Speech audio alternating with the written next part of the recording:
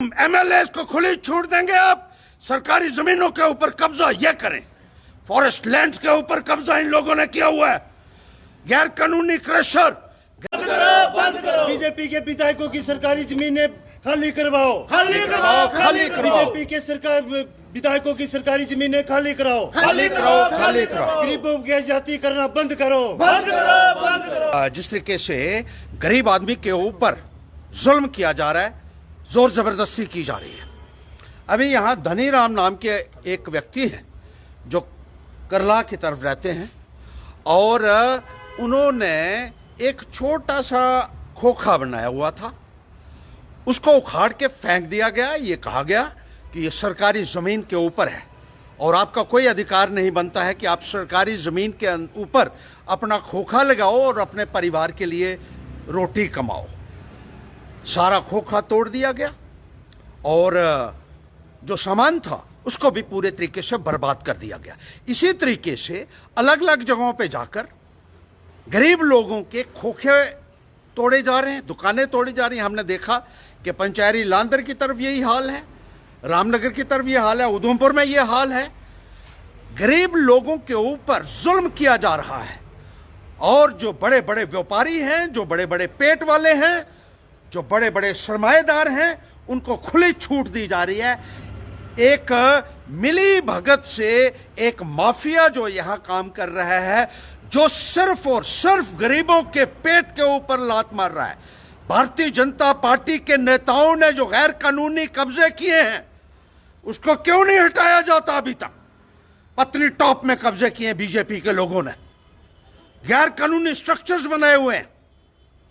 Court ने सख्त हिदायतें दी थी कि इन स्ट्रक्चर्स को हटाया जाए जो इन बड़े बड़े सरमाएदारों ने वहां बनाए हुए थे। चिनैनी के एमएलए ने वहां समरौली में बनाया हुआ होटल अपने भाई के नाम पर और रोशनी की जमीन के ऊपर कब्जा करके वो होटल बना है। आज तक उसको डिमोलिश क्यों नहीं किया गया? मैं ये पूछना चाहता हूं इन अधिकारियों से, चाहे वो जम्मू में बैठे हैं, चाहे वो उधमपुर में बैठे हैं। ये क्या वजह है? दो कानून हम किसी भी हालत में बर्दाश्त नहीं कर सकते हैं। समरौली का जो होटल और बार है उसके ऊपर कार्रवाई की जाए, जल्द से जल्द कार्रवाई की जाए। और मादा में जिस तरीके से जमीनें हड़पी जा रही हैं गरीब लोगों की, लोगों ने मेमोरेंडम दिए। यहां बेवाएं विधवाएं यहां आकर अपना जो है वो मेमोरेंडम यहां देकर जाती हैं और अगले दिन वो रद्दी की टोकरी में जाएगा। किसी के बाप का कानून है यहां पे कि इन एमएलए को खुली छूट देंगे आप सरकारी जमीनों के ऊपर कब्जा ये करें। फॉरेस्ट लैंड के ऊपर कब्जा इन लोगों ने किया हुआ है।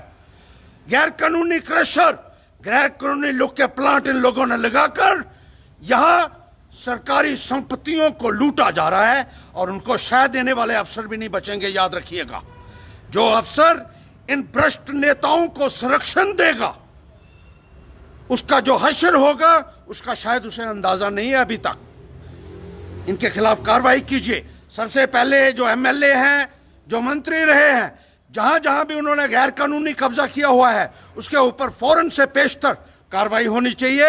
ये हम साफ और स्पष्ट शब्दों में चेतावनी देना चाहते हैं। और चिनैनी में लगातार इंक्रोचमेंट हो रही है।